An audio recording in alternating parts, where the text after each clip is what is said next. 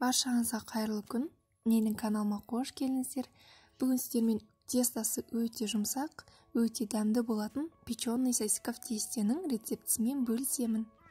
Менімен бірге болыңыздар. Ең алдымен ыдысымызға 3 үлкен қасық ұнымызды салып, үстінен міндетті түрде жылы сүтімізді құйып, қантымызды, тұзымызды, дрожжымызды салып, венчиктің көмегімен жақсылап араластырамыз. Бетін орамалымызбен жауып, 15-20 минутқа жылы жерге қойып қоямыз. Дрожжымыз көтерілгенше жұмыртқамызды жақсылап араластырып, үстінен майымызды қосып, араластырамыз. Дрожжымыз көтерілгеннен кейін жаңағы араластырған жұмыртқамызды үстінен қойып, жақсылап араластырып, ұнымызды жаймен салып отырып, жұмсақ қамыр илейміз.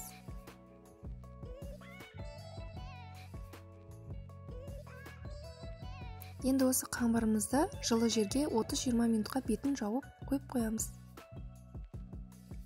Біздің қамырымыз көтерілді, енді осыны жақсылап жаятын боламыз.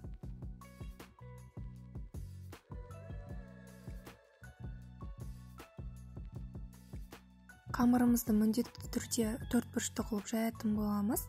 Қалыңдығы 1 сантиметрде болу қажет.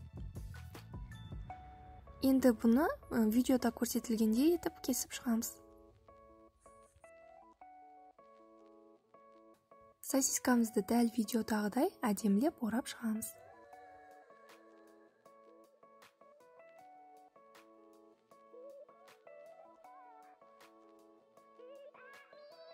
Енді осылай орау міндетті емес, өз қалауларыңызша орасаңыздар да болады. Барлығын орап болғаннан кейін жұмыртқаның сарысын бетіне жақсылап жағып шығамыз. Енді осыны қызып тұрған пеште 20-25 минутта пісіріп аламыз. Мінеке біздің сосисков тестеміз дайын.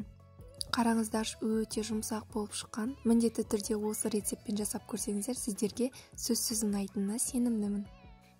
Сіздермен болған Сағынбек Салтанат. Менің каналыма жазылып, лайк басып, комментарий қалдыруды ұмытпаңыздар.